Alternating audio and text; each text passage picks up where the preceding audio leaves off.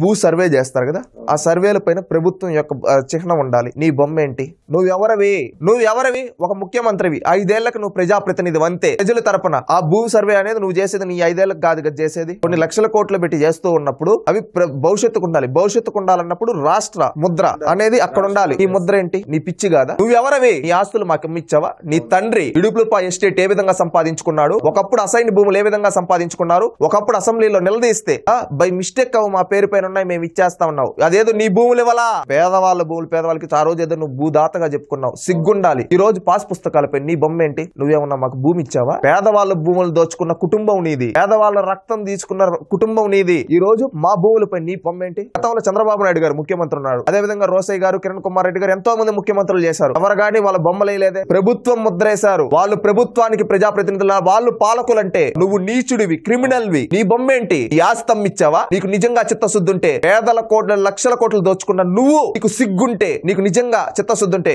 నా బీసీలు, నా ఎస్టీలు, నా ప్రజలు అంటావు కదా జగన్. నువ్వు నేను పులివెందల పులి అని చెప్పుకున్నా నీలో ఉండేది నిజంగా సీమ రకం అయితే, నీకు సిగ్గు మానం ఉంటే ఆ బొమ్మలు తీపిచ్చి, నువ్వెవడు బొమ్మలు వేయించుకునే దానికి మా భూముల పైన నీ లోటస్ పాండ్ అమ్మిచ్చావా? మాకు నీ ఇడుపులపై ప్యాలెస్ అమ్మిచ్చావా? లేకపోతే నీదేమన్నా తాడేపల్లి ప్యాలెస్ అమ్మిచ్చావా? మారు. లేకపోతే ప్రజలందరూ రాష్ట్రంలో చైతన్యవంతులు అవుతున్నారు, పాతాళం లేక దొక్కేస్తారు.